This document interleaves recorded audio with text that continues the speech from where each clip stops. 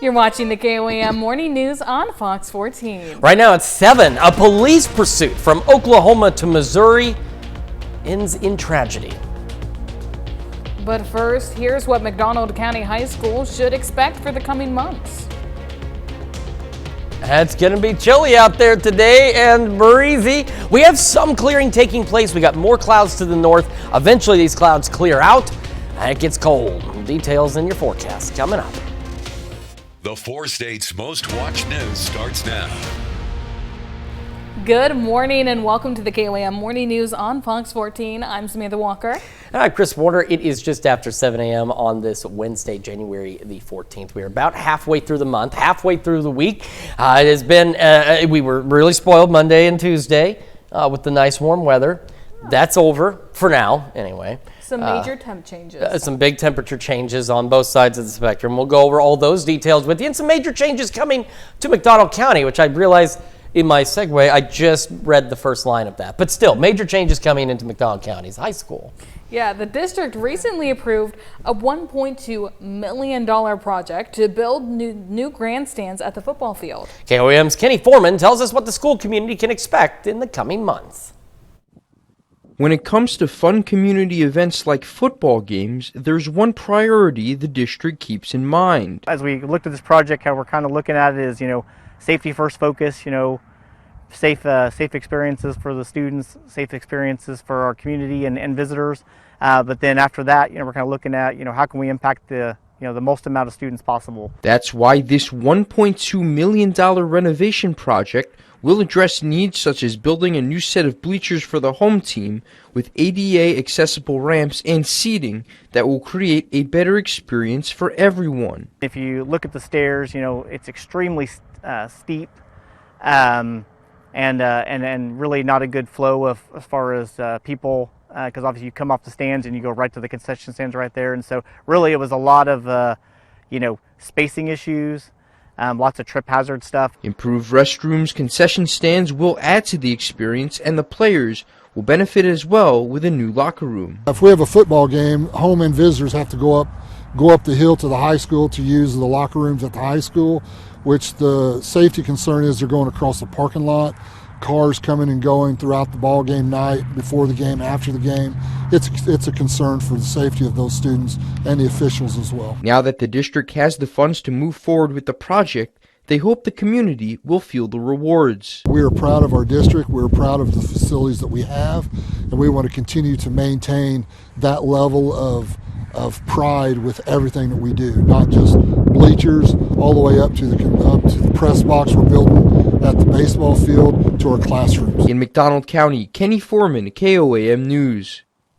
Well, the bleachers are expected to be completed before the next football season, and the goal is to finish the locker room and the concession stands before the following season. There's a lot of work getting ready to take place down there. A lot of necessary work, too. I mean, you got to keep up with things, and we got a lot of older facilities here in the 4 states. Need some modernization from time to time. And, a football field like that in McDonald County is really a community hotspot. So it is. To be an investment for them is a great thing to see. Certainly so. And if you haven't invested in a coat or a good sweater, today's probably the day you need to make sure you do that, because it's going to be chilly today. It's going to be even colder this weekend. But first, today. Now, it looks like we're getting some clearing in downtown Pittsburgh. Well, that's not wrong. We have more clouds back to the north. And if you look, you can see the clouds off to the south as well. It's just this little area where the clouds have broken up a bit. But we still have dense clouds back to the north. Now, eventually, all of the clouds will go away, but they're not quite there yet. Our camera at 7th and Range Line, the Westco camera, rather, at 7th and Range Line, it's harder to see, but there's this clouds. It's kind of cloudy out there. And you can see we're not seeing as much sunlight because the clouds we saw from the Pittsburgh camera are these clouds that are still sitting overhead here. KDOT camera, 69 and 400, just south of Pittsburgh. Looks good. Folks are driving right along. As long as traffic's moving, it's, of course, always a good thing. And the MoDOT camera, 20th and Range Line in Joplin, looking good as well as we get this Wednesday underway. We're at 42 in Joplin, 41 in Pittsburgh, and as we take a look at temperatures around the region, we're all still holding on to the 40s. We're getting close to the 30s. Parsons, Neodesha, for example, both at 40. Jay, I've been using Jay as the example because earlier this morning when we first went on the KOAM side about 5 a.m., it was 50 degrees in Jay. Now it's down to 44.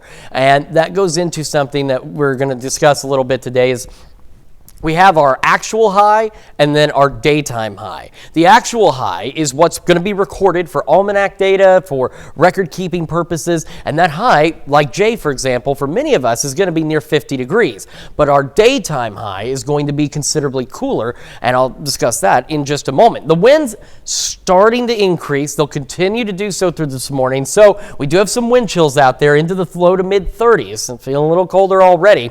We'll have the skies again continue to clear. Those north winds will be gusting up to 35 miles an hour and sustained at 20 to 25. So if you are traveling, especially in a high-profile vehicle, you do need to be cautious out there. So our daytime highs are what we pick up at wherever peak heating traditionally occurs, depending on what time of the year it is. And in this case, our highs, our daytime highs, are in the low to mid 40s because temperatures will continue to drop as we head into the evening. And I'll put our wind chills into the 30s, eventually into the 20s, and then down to the teens overnight tonight. And for those of you looking for much colder weather, stick around. This weekend, it gets very cold. We'll go over those details with you here in just a few more minutes. Samantha? Chris, thanks. A police pursuit from Oklahoma into Missouri ends in a fatal crash. Last night in Wyandotte, Oklahoma, police pursued a possible DWI pickup truck that was throwing items out the window. According to authorities, the pickup was traveling at high rates of speed, over 100 miles per hour, along the Newton-McDonald County line. The Missouri Highway Patrol eventually took over the pursuit and followed the truck onto Rose Bay Drive, a dirt road known for being very curvy and treacherous. After another mile of the pursuit, the pickup crashed at a 90-degree curve into a dry creek bed. 2 occupants were trapped in the vehicle with serious injuries and were promptly rescued and transported to nearby hospitals. The driver, a 38-year-old male from Joplin, later died from his injuries.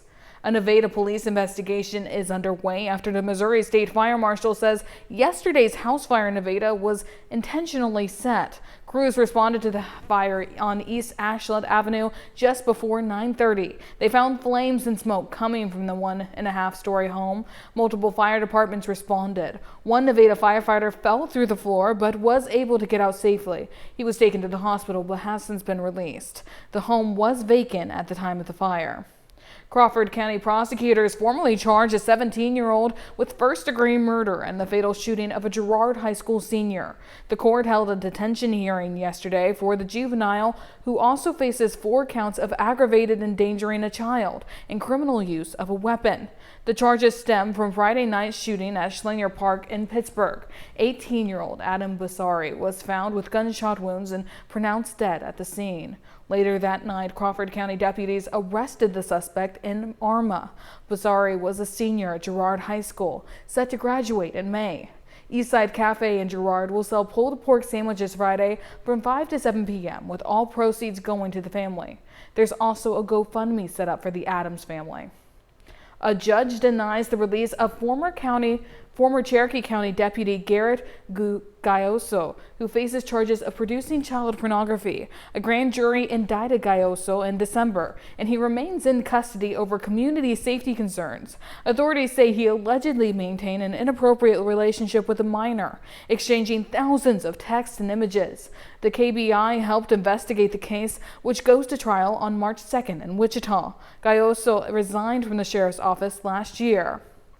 Well, starting mid-January, Arkansas work zone cameras will not only catch speeders, but also detect drivers using handheld devices like cell phones. The Arkansas Highway Patrol says using a handheld device in a work zone is illegal and hard to enforce until now. Cameras will alert officers who can then safely pull over drivers after the work zone. Signs will warn drivers about camera enforcement. This new technology aims to protect roadside workers and motorists alike. Enforcement begins soon on I-40 and I-49.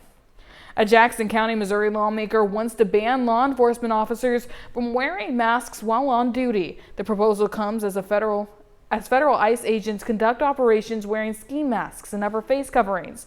Lawmaker Manny Abarca says his ordinance would prohibit authorities from concealing their faces or badges without pre-approval. Agencies could face internal punishments, civil lawsuits, and criminal misdemeanors for violations. And those are our top news stories this half hour. Coming up next, Will Morris from the K-State Research and Extension Office is in the studio to discuss the upcoming 4-H Club Day.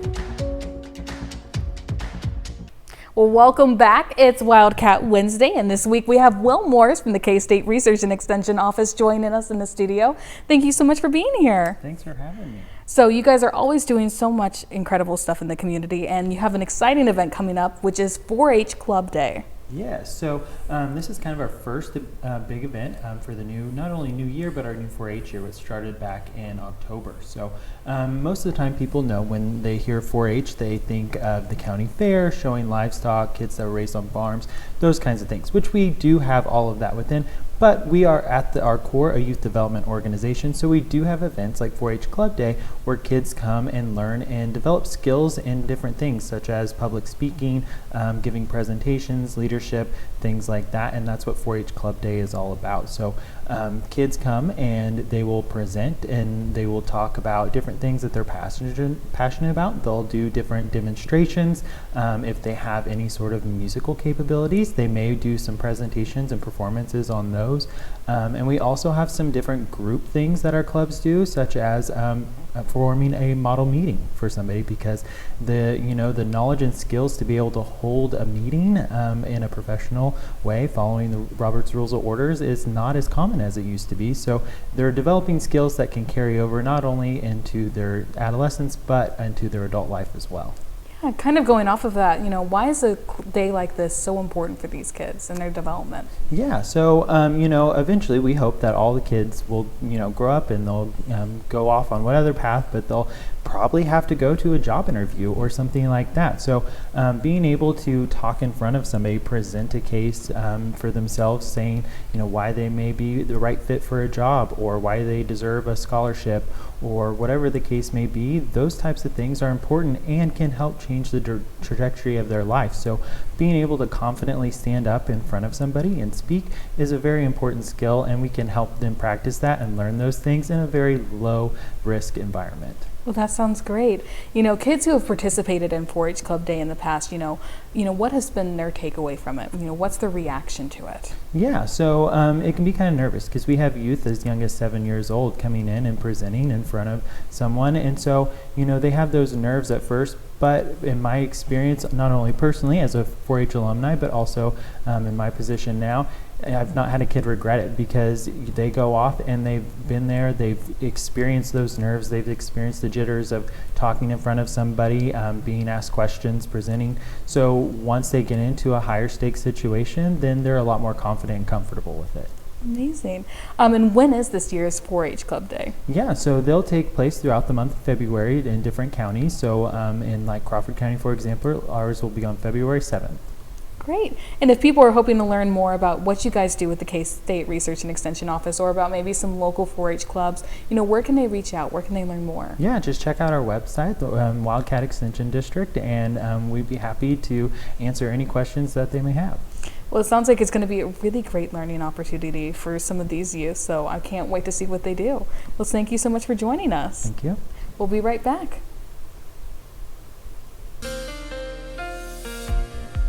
Welcome back to the KOAM Morning News. 7:18 now on this Wednesday morning. We are starting with the future track. And again, we have some clearing that's taking place. And what we've got is a dense cloud layer to our north, down to our south, a little bit of broken clouds in the middle. These clouds will push on through the morning. And then by this afternoon, they'll begin to exit the area. We're going to have those gusty north winds, though. And that's going to give us wind chills that will drop, of course, accordingly with our air temperature. But we can say about 10 degrees cooler than what the air temperature is. So we're going to be in the 40s most of the day. So wind chills into the 30s. As we drop, they'll fall back into the 20s. And then overnight, they get a little colder, but at least the winds ease up, or they'd be much colder. We'll have clear skies later today into the overnight hours. We'll have a few clouds start the day. You can see the wind arrows have slowed down heading into early tomorrow morning because at least briefly, winds shift out of the northwest. It'll only be about 5 to 10. And then they'll switch out of the southwest through the morning on Thursday and start increasing by late morning into the afternoon, gusting upwards of 25 miles an hour with partly cloudy skies. So tomorrow will be seasonable. should be 44 degrees or so for our average high. We're going to be at or maybe a couple of degrees above that. So it's going to feel cold because, again, we've been pretty spoiled this winter, but it will be seasonable. We'll be seasonably cold, maybe even a bit above normal Thursday night into Friday. Clouds start increasing Friday, and by Friday morning, winds shift out of the northwest again, and they start picking back up, some gusting up to 25, 30 miles an hour. We're looking at mostly cloudy skies to start. This future track does believe we will pretty much stay mostly cloudy through the day. Some data is suggesting we may actually go partly cloudy by the evening, but then clouds will return overnight Friday into Saturday, and this is going to stop at midnight. It's when it runs out of data. But you see we got a little snow shower here, and as we go through the day on Saturday, some flurries are not out of the question. We're not looking at anything that's really going to stick or accumulate, but we could get some flurries as we go throughout the day on Saturday because it'll be much colder this weekend. All right, starting our day, cloudy skies. Again, we got some clearing taking place. It'll thicken back up and we'll clear out low 40s. As I discussed earlier, our official highs today near 50 degrees, but our daytime highs in the low to mid 40s. As I've also talked about, temperatures don't plummet today, but they will gradually drop back into the low 40s by 4, and those north winds again sustained at 20 to 25 with gusts to 35. So if you are traveling, especially in a high-profile vehicle, make sure you got a good grip on that wheel. Be aware of those gusts. Clear skies into the evening, upper 20s by 10, about 20 for the low. Putting our wind chills, even with that lighter breeze out of the northwest, wind chills still 10 to 15 above zero. We are seasonable again for Thursday and Friday, mid 40s out there. We a little colder Friday night, still pretty close to average, but as we go into this weekend, we are going to struggle to warm. We're going to be in the upper 30s on Saturday, upper 20s, low 30s on Sunday. Some of those flurries, again, nothing major expected. Because like I said, the snow flurries for Saturday, they've been showing up on the long-range data for about 3 weeks now. It's just they haven't looked all that impressive really at all over the last 3 weeks. They're just being consistent about flurry chances. But look at that. 10. That's an average, 10. So some of you will be in the single digits, which means wind chills, even the light breeze Saturday night, could be 0 or maybe a little below 0. We stay cold to start next week, even in the overnight hours, but then we start to turn around with another big warm-up into the upper 50s, maybe even some low 60s toward the end of next week. That is a check of your forecast. We've got more of the KOAM Morning News up next. Today in Health Watch, a major milestone for the nation's fight against cancer. A recent study from the American Cancer Society finds for the first time, 70% of those diagnosed with cancer survive 5 years after their diagnosis. Data shows a large improvement in cancer survival rates from previous decades. In the 1970s, nearly 50% of those diagnosed with cancer in the U.S. lived about 5 years. However, the American Cancer Society estimates that 4.8 million cancer deaths were prevented from 1991 to 2023. The report attributes this to more advanced treatment methods, an increase in early detection screenings, and decreased tobacco use. Well, past research finds most people abandon their resolutions by the second week of the new year. To help folks with fitness goals keep from falling off track, Dr. Ayland Lessinger, assistant professor of health education at the University of Texas at Austin, shares tips on how to help make your workouts work better for you. Fox News' Kevin Uretsky reports. As we dive deeper into 2026, folks with fitness resolutions may be feeling pressure to stay motivated when it comes to pursuing their goals. But while health experts say this sensation is common, many say it's hard to see results if your regimen isn't steady. Exercise's greatest benefit is going to come from doing something consistent. Creating a workout schedule with exercises you like to do can help make your routine less frightening. Approaching those activities at a reasonable pace is also key to preventing injuries. If you push yourself too hard and it leads to a ton of soreness, any sort of pain, your body's going to remember that. And the next time you think about going to the gym or going on a run, you're going to be thinking, oh man, this is going to hurt. For beginners or those who might be prone to pain, walking at a faster pace is completely okay. Yoga, Tai Chi, all of these different exercises, something like cycling as well. And while some soreness can be common while doing more intense workouts, but if you're sore for 3, 4, 5, 6 days, you're really going too hard. Experts say it's important to allow yourself patience and time to rest. You get better during the rest period. So if you're not resting, you're not actually helping your body improve. Meanwhile, if you can't make it to the gym, home workouts can help keep you in a groove. That includes things like bodyweight squats, bending over and standing back up, any sort of push-ups, core work, laying on the floor. Kevin Uretsky, Fox News. Well, coming up, a crime at the state capitol gets the attention of Oklahoma lawmakers. The 4 states' most watched news starts now. Welcome back to the KOAM Morning News on Fox 14. It's currently 7:29. I'm Samantha Walker. The Oklahoma State Capitol was vandalized overnight with vulgar messages about Oklahoma lawmakers.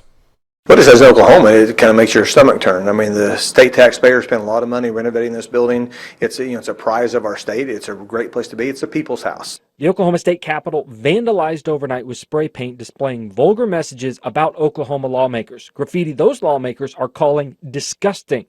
Security at the Capitol is under the jurisdiction of the Oklahoma Highway Patrol, and they say they're stepping it up after this incident. These graffiti artists are very fast in what they do, so obviously they were able to slip in between our checks. But we are changing our security measures overnight to make sure that this doesn't happen again, and we're going to hold down the Capitol.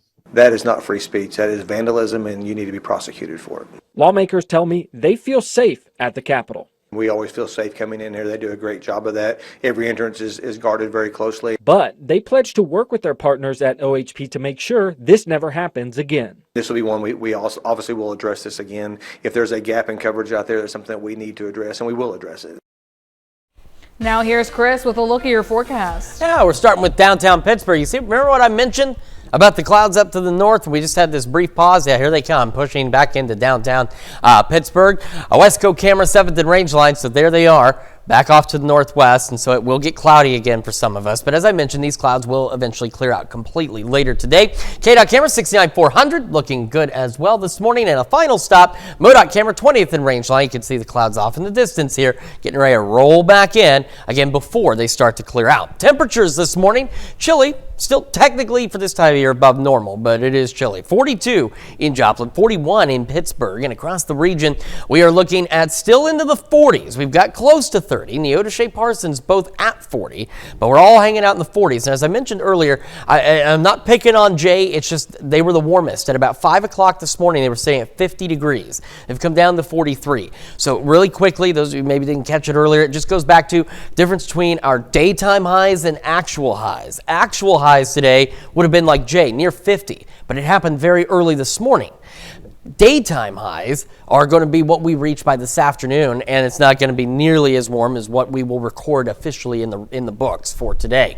Wind chills, again, not terrible, not great, not terrible. Low 30s out there, some mid 30s. That's because the winds haven't really ramped up yet, but as we go further through the morning, they will. And those north winds gusting to 35 out there. As I mentioned, the skies do clear out, but it is going to feel quite cold. So our daytime highs, low to mid 40s. And you can see we don't really do a lot of moving. Like I said, too, temperatures don't plummet today, but they will gradually fall back with wind chills into the 30s and eventually into the 20s as we head into the evening with those gusty north winds. It's going to be seasonably cold tomorrow and Friday. And then we have a huge a big temperature drop at least heading into the weekend. It's going to feel huge for sure. We'll go over those details with you here in just a few more minutes. Samantha?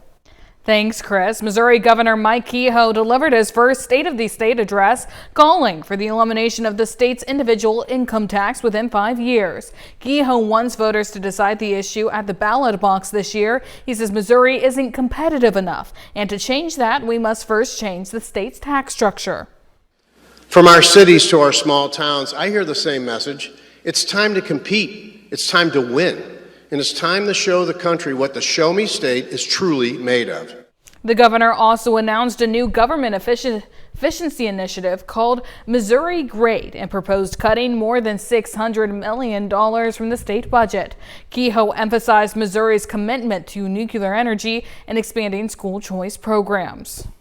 While last night marked the first State of the State address for Missouri's governor, it also marked the final State of the State address for Kansas's Governor Laura Kelly. Governor Kelly opened her speech discussing possibly the biggest news for Kansas, the Kansas City Chiefs' plan to move to the state. She credits the decision to bipartisan teamwork, something she says is possible through civility. The Pittsburgh Public Library is cataloging this as one of their best acquisitions ever, after receiving a piece of American history from the Library of Congress. The historic card catalog once served in the Library of Congress's James Madison building, likely dating to the turn of the 20th century. As part of a national initiative, Pittsburgh was chosen from all Kansas libraries to receive this honor. The Library of Congress gifted it to each of the states, and then the state library chose which library could receive it, and the State Library of Kansas chose Pittsburgh. I asked why Pittsburgh was chosen, and the representative from the state library said, well, we asked AI. The catalog has been transformed into an interactive lock kiosk, with each drawer featuring QR codes linking to Library of Congress programs. Visitors can view the display in the library's lobby. That's a look at our top news stories coming up this half hour on the KOAM Morning News. A Portuguese priest becomes a social media sensation. When the sun goes down, his hymns are exchanged for house music. In Consumer Watch, rising beef and coffee prices are keeping grocery bills high. Retail ground beef prices are up nearly 16%, while steaks are up 15% between January and December of last year, according to the Labor Department data.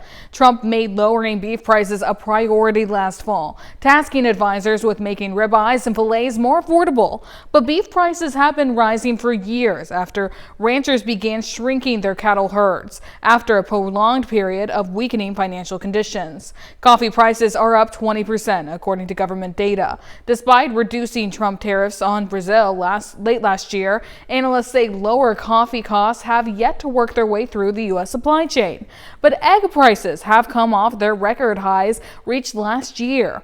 Prices over the January-December period are down more than 31%, mostly due to a drop in bird flu cases. Well, President Trump makes the case for his economic agenda in front of business leaders in Detroit. The price of everything could be the biggest factor in this year's midterms. Fox News correspondent Connor Hansen has the details. All of the U.S. automakers now are doing great. President Trump in Michigan Tuesday, touring the Ford factory in Dearborn that builds the popular F-150 pickup truck. The president says his tariff policies and environmental rollbacks have helped American automakers flourish.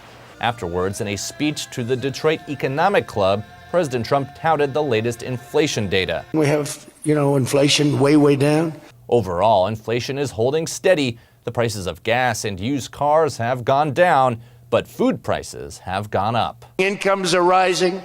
Inflation is defeated.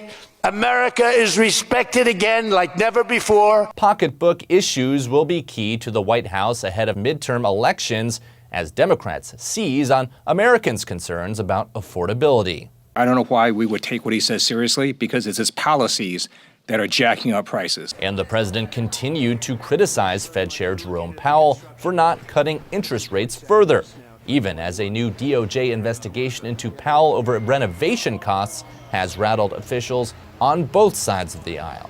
It's going to be costly for the United States over a very long arc if Trump gets away with this.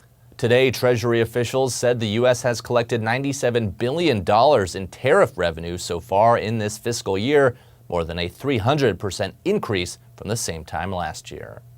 In New York, Connor Hansen, Fox News. And those are our top consumer stories. Let's take a look at the market prices before the opening bell. Welcome back to the KOAM Morning News, 7:42 now on this Wednesday morning. We are starting again, of course, with the future track. Winds are slowly starting to increase, and as we go further into the morning, those winds will really start to ramp up across the area. We will have skies clearing as we go through the afternoon into the evening, so it's going to look pretty nice outside. It's just with the winds, it's going to feel a lot colder, and of course, temperatures, thankfully, again, not plummeting today, but they will be gradually dropping through the day as well. As I've mentioned earlier, our daytime highs, we hit those, many of us hit those probably about 2-3 o'clock this morning, and they would have been close to 50 degrees for our official highs, but our daytime temperature is nowhere near that. Now tomorrow, we'll actually have the wind shift out of the southwest. They'll start gusting to 25, partly cloudy skies, and we will be seasonably cool across the area, right around the mid-40s, so maybe a couple degrees above average. Then Thursday night into Friday, clouds will begin to increase, and we're looking at mostly cloudy skies for most of the day Friday. I still think we'll get a moment of partly cloudy skies in the afternoon, early evening, before clouds clouds will return late Friday into Saturday. We'll also have winds shifting out of the northwest Friday morning. They'll be gusting as well, 25, maybe 30 miles an hour. As I told you earlier, this future track runs out of data at midnight, but you can see the snow shower here. It's entering northwestern Bourbon County. So we're looking at flurries probably throughout the day Friday. There will be, or sorry, not Friday, Saturday. There will be chances for flurries throughout the day. We're not expecting anything significant. No accumulations really expected out of any of it. Not everybody will see flurries, but it will be a possibility throughout the day on Saturday. Here come those clouds again from Westco Camera 7th and Rangeline. I said we had this brief momentary gap. We had some clouds to the south and clouds to the north, and then clearing in the middle, but these clouds now pushing in. Look how fast they're moving too, because as this dives south, it's going to bring in those gusty winds. So eventually, though, skies clearing, hanging out in the low 40s through the morning. Eventually, highs for the daytime highs, low 40s, low to mid 40s. Again, our official highs near 50, but daytime highs, low 40s. North winds 20 to 25 sustained with gusts of 35. So if you're traveling, especially in high-profile vehicles today, you need to be extra cautious out there. Clear skies into the evening, upper 20s by 10, about 20 for the low tonight. Northwest winds 5 to 10. It's good that they ease up. It keeps our wind chills 10 to 15 above, but if we were still gusting tonight, those wind chills would be closer to 0. Not like 10 to 15 above feels any better, but it certainly beats 0. Now, what happens beyond that? Like I said, we're seasonable. Tomorrow and Friday, still breezy though. And then we go into the weekend, and that's where we get this big temperature drop. We're falling into the 30s, maybe even some upper 20s for highs on Sunday. Got that chance for some flurries on Saturday. Look at that low Saturday night, around 10 degrees. And remember, across our area, that's going to vary a bit. So we are talking some locations, maybe in the low teens. Others may be in the single digits, and it's going to keep wind chills, even with a light breeze, down close to 0. It's going to be very cold on Sunday. It's still pretty cold Monday, Tuesday. Temperatures remaining below average there. And then, just because it is the 4 states and we wouldn't have it any other way, honestly, we turn around, start warming up. We're back into the upper 50s, maybe even some low 60s to close out next week. That is a check of your forecast. We've got more of the KOAM Morning News up next. Well, better late than never, and it's especially true for a couple in Virginia. On Saturday afternoon, Harold and Frances Pugh celebrated their 70th anniversary with a wedding they never had. Now, the two met in the 1950s at a skating rink, and not long afterward, they eloped. Decades passed, but the two never had an actual wedding ceremony. That was until recently, when 91-year-old Harold and 90-year-old Frances renewed their vows in front of family and friends. That's cool. They say the secret of their successful relationship was that they both found the right person, and they also, quote, put God first. Yeah, as I just shared this yesterday, my wife and I dated off and on for a while. We met 20 years ago this month at the Dollar Tree in Carthage, in the party aisle. Not the new one that they moved to, but their old one in that shopping center. That's where we met. We dated on and off, and then almost 13 years ago, we got back together, and here we are. So sometimes you find that right one. Sometimes you miss it at first. You don't see it right away, but it comes back and works out for you. So very cool for them. And this is an interesting one as well. Now, one man has learned to connect faith to the dance floor, but has left some Christian followers divided. Guillermo Peixoto, known as Padre Guillermo, prays by day and parties by night. Guillermo is a priest from Portugal who also DJs at night as a way to send messages of peace and coexistence and connect with the youth. Guillermo performed in Lebanon, where a third of the population is Christian, but his presence was met with controversy.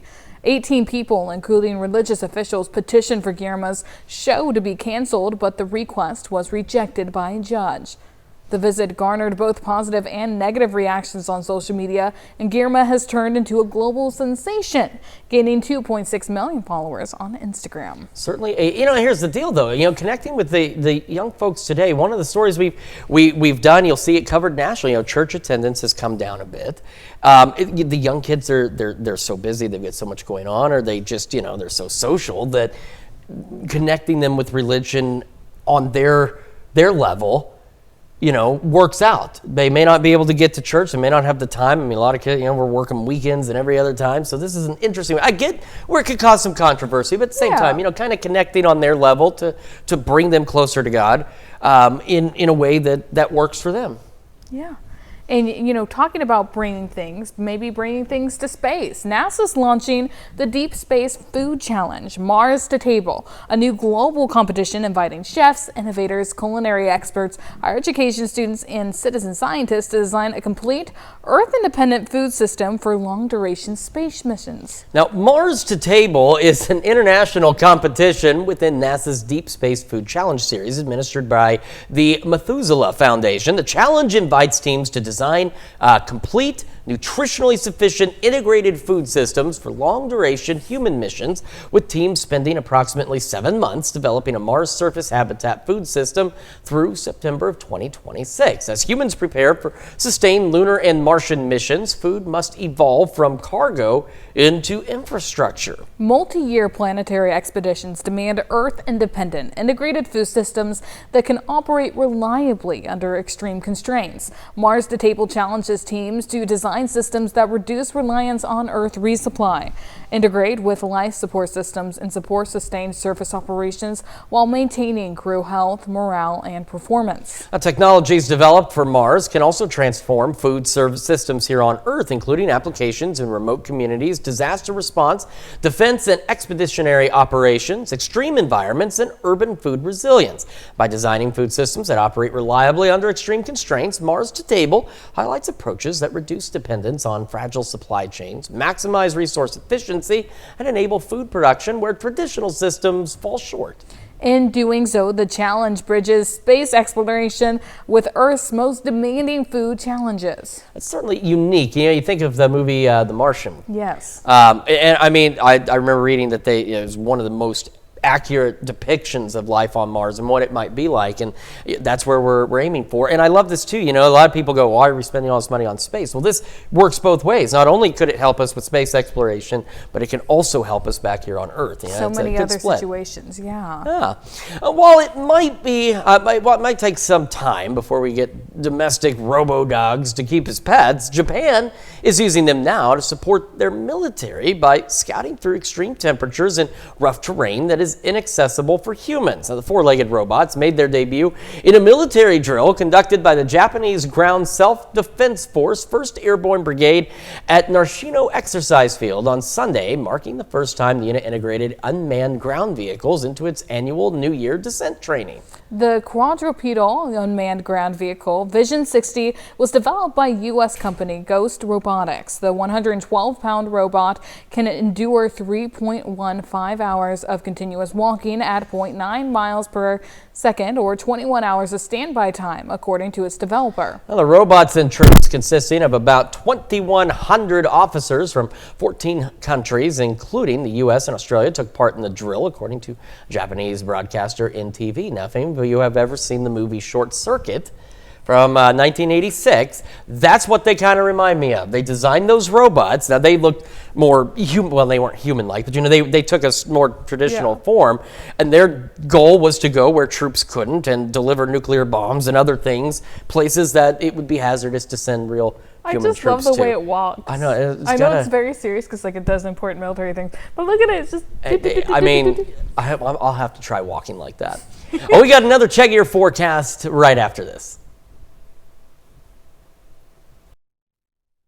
All right, so here's what we've got for us today. Again, official highs near 50 very early this morning. Daytime highs low to mid 40s. Temperatures gradually falling through the day. Skies also clearing and winds increasing. North breeze 20 to 25, gusting to 35. We'll have clear skies through the evening, back into the upper 20s by 10. About 20 tonight for the low. Winds ease up, northwest at 5 to 10. That does keep our wind chills tonight in that 10 to 15 above zero range.